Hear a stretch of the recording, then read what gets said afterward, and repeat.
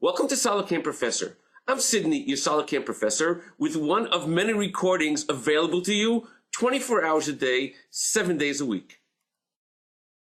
In this session, we'll be showing you some of the improvements that we've made in HSR and HSM.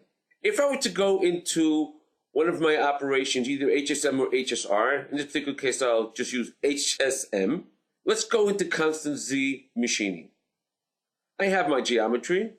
I'll choose my tool, and I have my boundaries. Now let's go into my passes. In my passes, we have our step down, and for the moment, I'll put my step down at every 5 millimeters, and I'll get back to that in a moment. What we've added now is a new option inside adaptive step down, and this is user-defined cut levels.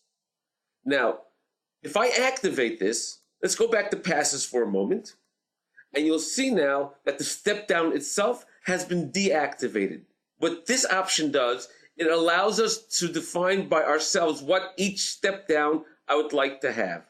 And it can be a different step down for each level. For example, if I were to click in this area over here, under Z on number 1, and then right click on it, I can choose my pick Z level. I just put this now on my side view. We'll zoom in over here and say I want my first level to be at that point over there and accept that. Second one, again, the exact same thing, pick Z level over there. Same thing as we go on. I want my next one to be over here. If I want, I can go into the field and instead of right-clicking, just open up the field itself and write by hand any value I want. Say minus 15, for example. Do the same thing on the next row. Minus 17.5. Again, I can go back, right-click on the next one, and pick my Z level as to being over there. Let's take a look at the toolpath that was created with this option.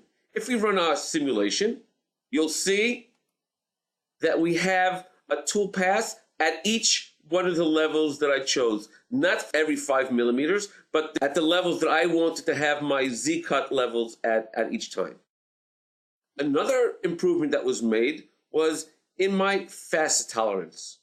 If we were to go into our passes for a moment, and we had our tolerance over there at 0.01 millimeters, 1/100th of a millimeter, the facet tolerance would automatically be calculated and it would be this low number over here at just about 5 microns. Now, when you have large parts, because you have such a small facet tolerance, the calculation would take a long time. And in some cases, this type of tolerance was not necessary on those big parts. So what we've done now is we've added a checkbox for facet tolerance, which will allow you to put in the facet tolerance that you want. And I can make this at 0.01, just like I have it in my constraint boundaries. For more recordings on SolidCAM Professor, please go to our website, www.solidcam.com, and look for the tab of SolidCAM Professor. Thank you for joining us on SolidCAM Professor. Take care and have a nice day.